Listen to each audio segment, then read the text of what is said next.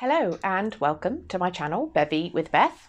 I'm Beth, and here on this channel I talk all about polycystic ovarian syndrome, the symptoms, how to cope with them, and how my personal journey with PCOS is going.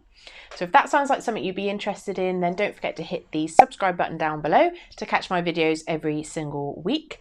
And today we're going to be taking another look at what I eat, this time over the course of a whole week.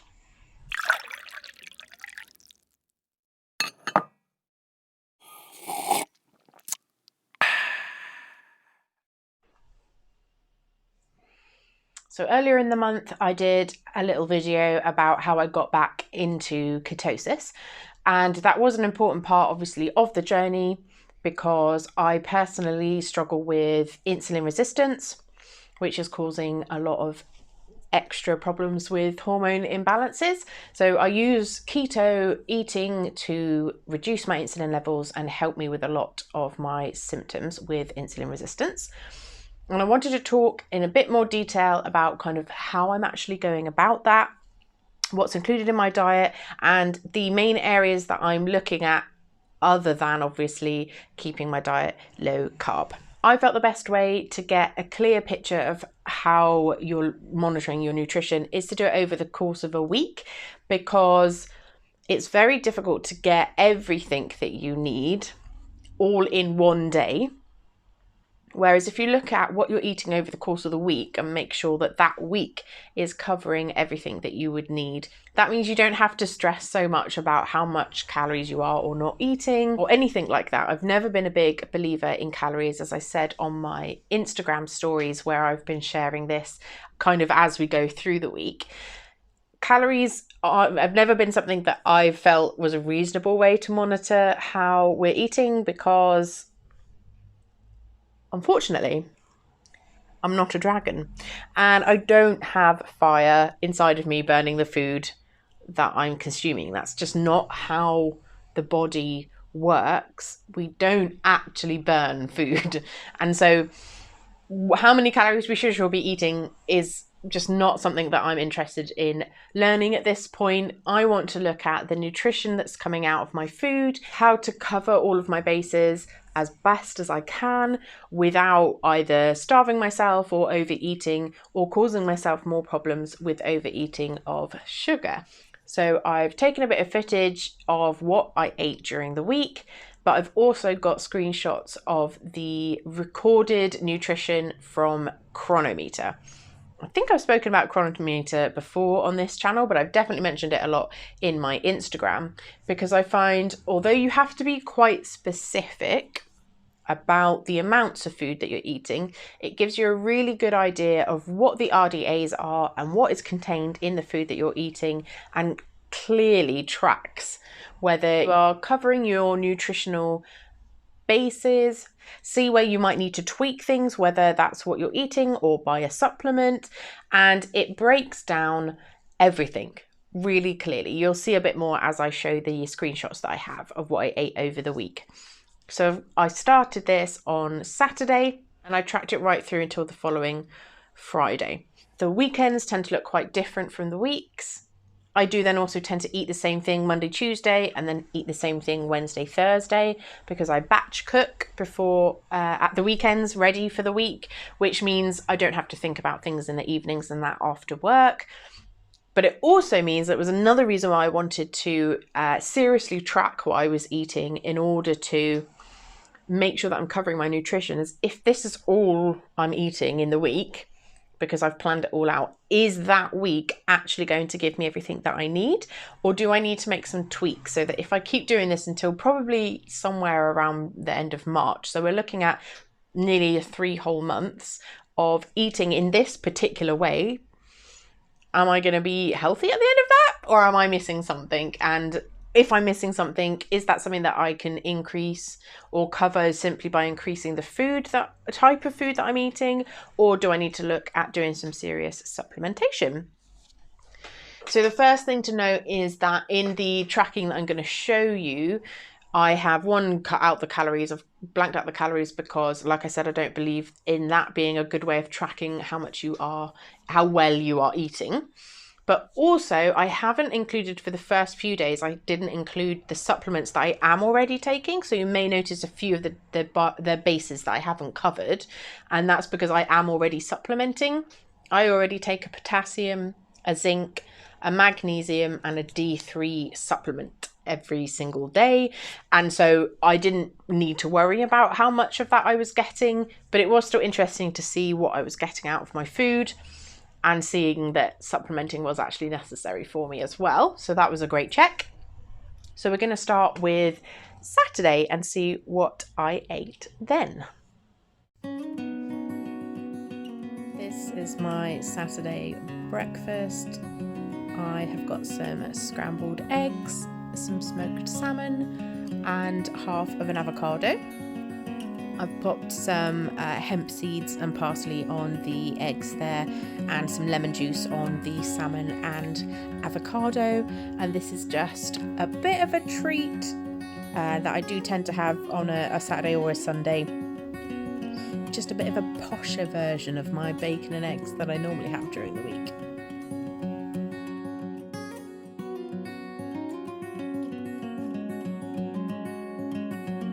This is my dinner for the evening. I've got 2 burger patties with cheddar cheese on top, on a bed of caramelized red onion, and a mixed salad. I did also fail to record anything on Sunday, which was a bit disappointing, but you can see the Chronometer screenshot here of what I consumed on Saturday. One of the main things that I'm looking at is to make sure that I am consuming more fat than I am protein.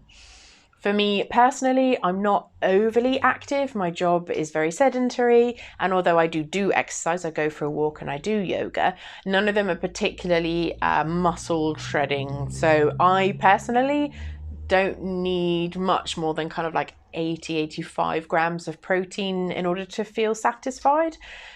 If I'm having a bit more of a bigger day, say that I do go for a bit more of a hike rather than just a gentle walk, or if I'm doing some more strenuous yoga, then maybe I might have more like 90 to 100 grams of protein. But for me personally, I don't need to eat a lot of protein during my day, but the fat intake is where I'm getting most of my calories, because I'm also trying to keep my carbs down below 30 net grams. I've decided to do net carbs, but there are other ways, and I think people also have very different tolerances. Some people could quite easily have 50 grams of carbs a day and it wouldn't affect them.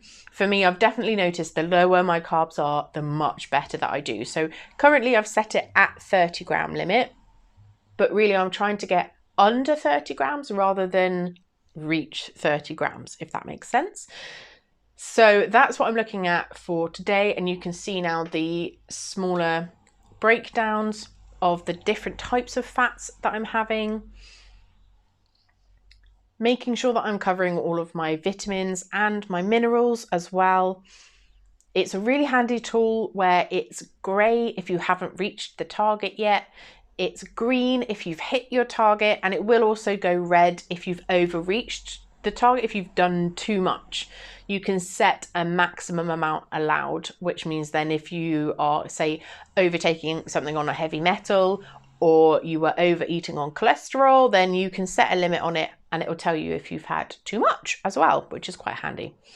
So as I said, I didn't quite make it to any recordings on Sunday, so we're going to move straight ahead onto Monday. And Monday and Tuesday were both very similar days. Well, they were exactly the same basically, because my routine is the same during the day. It's very easy for me to just eat the same meals and snacks. So here is me putting those together. Guess what I'm having for breakfast, guys.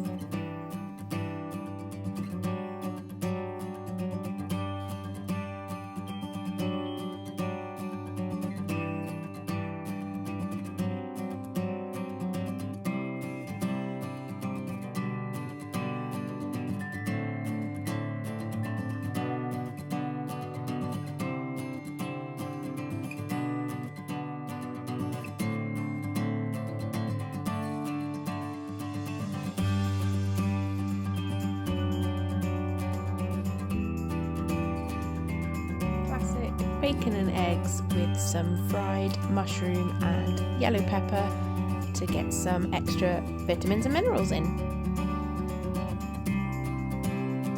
Now for lunch, I'm actually doing a bone broth soup with yellow pepper, red onion and broccoli, and this is me using a new bone broth that I have purchased, but I'll be talking about that in the next video.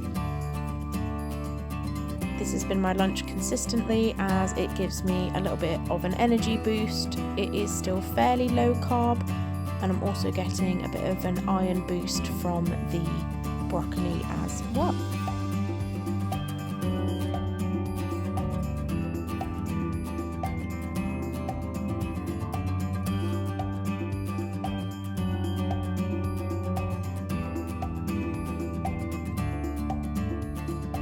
On to dinner for the classic stir fry: red onions, yellow pepper, pak choy, and this time I'm going to be cooking it with salmon.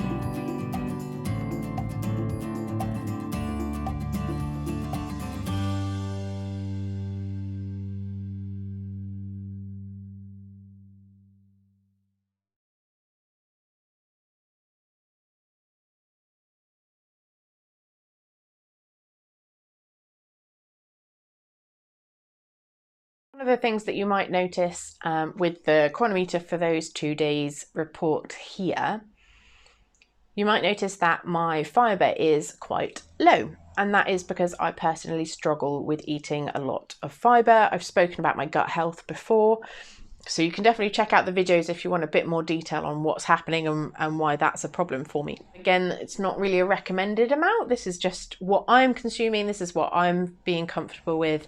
And again, as I mentioned on my Instagram, I am looking to increase my tolerance. I feel I've been able to improve my gut health quite a bit over the last year, and so I could definitely look at increasing my fibre a little bit, making sure that I am getting enough fruit and vegetables in my diet, even though it tends to be low carb options. So that's kind of part of my goal of this year, is to increase that. So that was my Monday and Tuesday. So now let's take a look at what I had for Wednesday and Thursday. Coming in with another classic breakfast omelette: mushroom, bell pepper,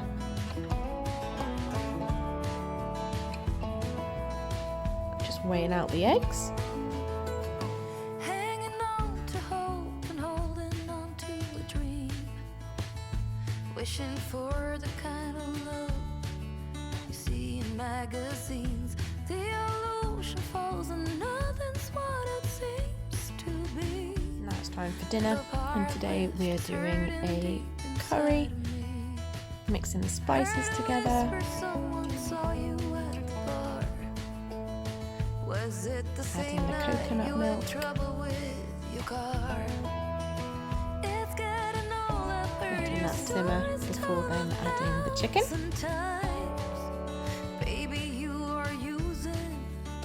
Alongside the curry, I'm going to do some cauliflower rice. I start by frying up some red onion and mushroom. Then with an already roasted cauliflower added in, with some salt and some garlic for flavour. Now of course really I batch cook this, which means when I came to eat it, I needed to pop it all back on a plate and reheat it before I then had it for my dinner.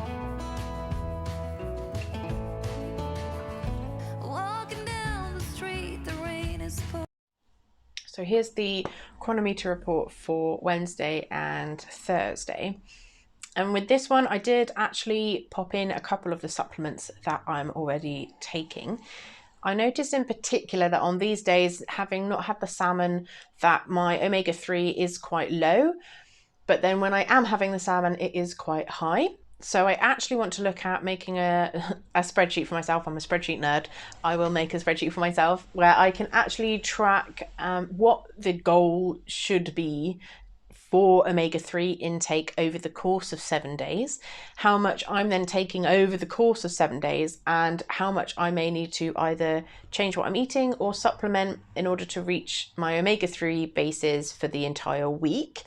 to make sure that what I'm consuming on Saturday, Monday and Tuesday, where I'm having smoked salmon for breakfast or a salmon fillet for dinner, is enough to cover me for the week, and I don't need to increase that a little bit. I did also notice that my vitamin E was also pretty low. Vitamin E is a fairly vital vitamin for female hormone health. So I definitely think this is something that I need to be increasing. So I'm going to look at some natural sources of vitamin E and see how much of that I can increase in my day-to-day diet. And then obviously look at supplementing if I still can't reach them or if the foods are not accessible for me to eat. So that's definitely another goal that I've picked up from being able to clearly track what I'm eating. And then, of course, we had the last day on Friday, so let's take a look at what we did then. So I did have, once again, the classic bacon and eggs with some mushrooms for breakfast. I made the bone broth soup stew thingy with pepper and broccoli again for lunch. I feel like I've been here before. And in the evening for dinner, I had burgers with lettuce and cheese. Only this time I did make myself a burger relish with no added sugar, tomatoes and red onion with a bit of garlic and smoked paprika for flavour. And the chronometer readings for Friday. So I can see over the course of the week that I'm covering most of my bases. I'm able to keep my carbs nice and low, which for me personally, especially at this point in my journey of supporting my insulin resistance, is the best way. I notice a big difference on those days when you can see my carbs are a little bit higher as opposed to when they are much lower. Things like brain fog and energy, I just feel so much better. I know for me right now, low carb or this proper keto way of eating is definitely supporting me the best. So I'm going to keep up with that. As I said, I'm going to look at trying to increase my fibre intake and increase my vitamin E as well. So I'll do a video in a few months' time when I've got those things changed and improved and let you know how those things are going. As I said, I'm also going to check my omega-3 a bit more closely as well to make sure that I am actually getting enough, especially as omega-6, that omega-6 to omega-3 ratio is so important for keeping inflammation in the body low. So if you have any hints or tips on how you're eating that you think might help me, or have any questions about what I am doing in my diet, then leave them in the comments box below. Thank you so much for watching, and I'll see you in the next one.